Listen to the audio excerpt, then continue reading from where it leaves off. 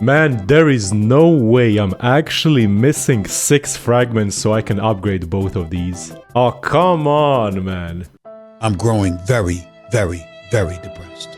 Okay, you know what? I need to upgrade the destruction one. Like 15% damage reduction on the whole team is way too good. But like this build revolves around full quake. Like having what, 80% more quake damage is huge amounts of damage. Never mind, I will just go with like the safety route.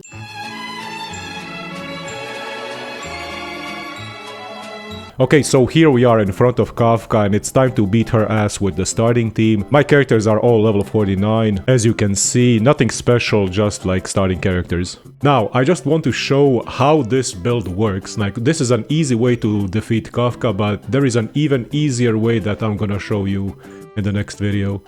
So pretty much this build is full-on tank build. And I got lucky and got the destruction one where everyone shares damage and 15% less damage overall. That's like a flat rate. But yeah, the way this build works is pretty much you want to go full preservation, complete defensive build, and then pray to RNGesus to maybe get Quake. Once you get Quake, your March 7 becomes the carry in this team and this fight as a whole. I'm gonna use my physical MC and Dan Heng to weakness break and apply damage, but the main 2 carries for this fight are March 7th with the shields and Quake damage. So pretty much the bigger the shield, the more damage Kafka does to herself when she attacks anyone on our team. And Natasha and March 7th as well for debuffing the whole team, because this fight is reliant on debuffs and staying healthy. I'm not gonna say anything, but Kafka really is a thickie, shall we? Feeling a little dizzy?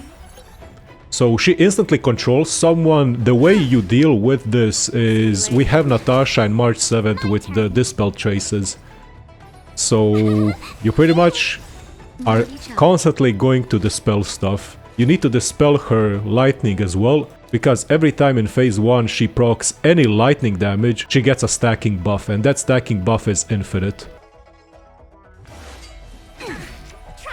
There we go, that was 3000 damage back to that guy. We need to get rid of the ads because they shred your defense. Look at this, 25% damage taken, 25% damage. Like, 25% damage taken is even worse than a shredded defense. I'm gonna go for a cheeky freeze here.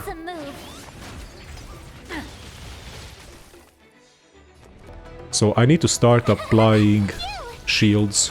And let's go. Yeah, 2% damage. This effect is stackable and cannot be removed.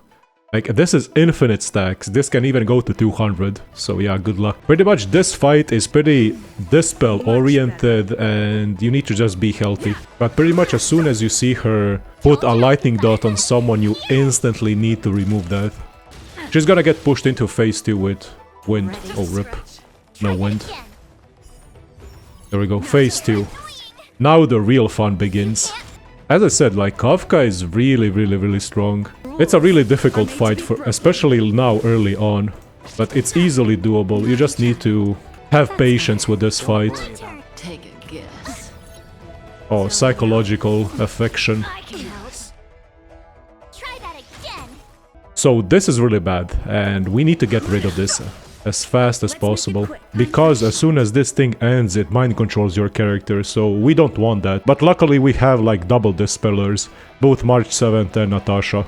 Like, they are straight up Giga Chat girls of this team.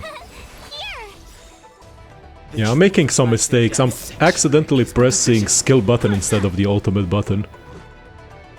We can attack here like this. I'm gonna remove this debuff. Man, the main thing here that's carrying us is March 7th and Natasha, with the debuffs and the shields. Because this is a pure tank build where we wait for her to attack us, so she gets the reflected damage back from Quake to her face.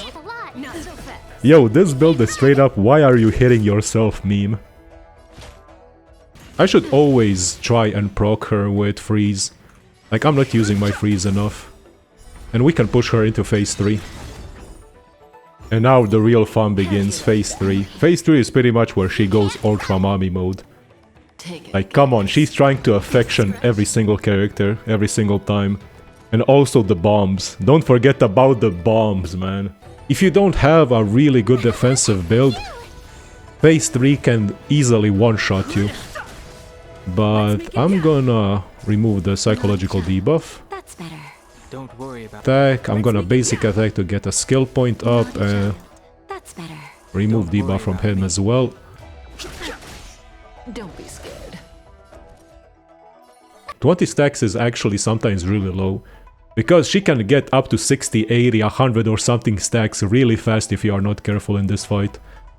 I am gonna apply some shields and debuff. Let's go. And I'm gonna break her.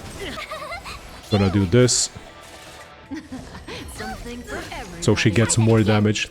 5,000 damage into the face, nice. Time for a shot. Okay, my Dan Hang almost died there. Good stuff. Don't worry about me. Let's make it quick. Gotta love it. So I'm just gonna basic attack and remove all the debuffs because she's stacking hard, man. Rules. Now we can push a are made little to be bit. broken. I can also go for a cheeky freeze, maybe, right? Let's go. As always, patience is key on this fight, as I already said. Like, patience really is the key on this fight. And Natasha and March 7th are like giga carries.